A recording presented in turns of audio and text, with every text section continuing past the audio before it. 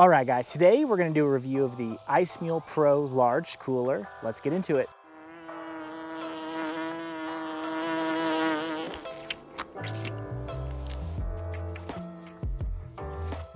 All right, so what I'm wearing right now on my back is a cooler, and I want to be in full disclosure for this video. This is the first review I've done of something that I have not purchased or was given to me or something like that. ICEMULE actually reached out to me because of the Yeti backpack cooler review that I did, and they wanted to send me a cooler. They let me pick what cooler I wanted, so I picked this cooler because it's gonna suit my needs. Here's the cooler. Found this nice stump in the river that sits it at a perfect height for me to be able to film. I don't have help today, so it's just me, so here we go. So first thing I really like about the cooler is actually the color. I like olive, and olive cooler, perfect. It's got this bungee cord attachment on the front. You can actually throw jackets or like take a carabiner and clip something to it. Because it is a backpack, if you need to carry something else that doesn't need to be in the cooler, you can either strap it to that or clip it to that, or you know, whatever you guys need. You will also notice it's a roll top cooler. Unlike, you know, the Yeti one that I did a review on, which was a magnetic closure, this has a roll top that you can see right here. And so I'll show you how that works in a second. This is an air valve right here. You can actually add air in between the outer wall and the inner cooler wall, and that will make this cooler float, which makes it good for people who like to tube a lot. You know, here in Central Texas, you know, you can do that on the Guadalupe, you can do that on the Comal. There's a lot of tubing opportunities where you can rent a tube and just sit in the tube all day and float the river. That makes this a great cooler for that because it'll float. So if we turn the cooler, the backpack straps, they're actually really, really comfortable to wear. And so, and you also can see that instead of just making this whole backside a cooler, they've added some foam inserts right here with some holes, so you know, hopefully air can get behind there, and you know, you're not just like wearing a, you know, cooler on your back and just sweating profusely in the back. But it is a really comfortable cooler to carry on your back. So let's unclip it right here, and this is what it looks like on the inside. It's just one big, let me get it in the sun a little bit more, maybe you guys can see it better. Just one big open space. Now I've had ice in here for about 3 hours, and I put some drinks in here. Some were pre-chilled and some went in lukewarm, but you can even see still after a couple of hours, there's plenty of ice in here. This is the amount of ice left after 15 hours. So they're actually, I thought it would be all water when I woke up this morning. There's actually ice left. I did keep it inside overnight, so it is a little bit cooler in the house than it was outside, so that probably made a difference.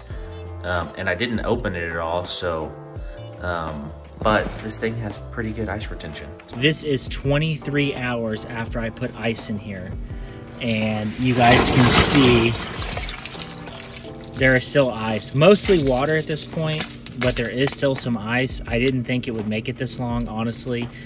It was a small 7-pound bag. Originally there were 4 drinks in here. 2 were put in chilled, 2 were room temperature, but there's 2 left now. I will say the cooler has been inside for most of the time, so it's been at a comfortable temperature on the inside, but under the right conditions, this cooler will keep ice for 24 hours. So this is the last update I have for y'all on the ice retention. All right, so I just blew some air in here with some ice and some drinks. Let's see if she floats. This water isn't very deep here, but if I maybe tip her on her side, she's definitely floating. You can tell that it's moving, that it's not, you know, just sitting still on the ground. That cooler is definitely floating, which is a really cool feature. I've actually done a float before, and like, how do you take a cooler? How do you keep your stuff in the cooler dry? How do you keep it cold? This is perfect cooler for that. Who is this cooler for? So This cooler is for the day tripper. Going on a hike, going fishing, going tubing, going rafting, going kayaking for a day, not overnight. This cooler is great for you. Ice will last a day if you take the necessary precautions, and it will keep your stuff cool for a day. If you're going on a couple day trips, this isn't gonna do it for you. I'd get a cooler, a hard cooler that's gonna keep things insulated better than this cooler. And it was the same thing with the Yeti.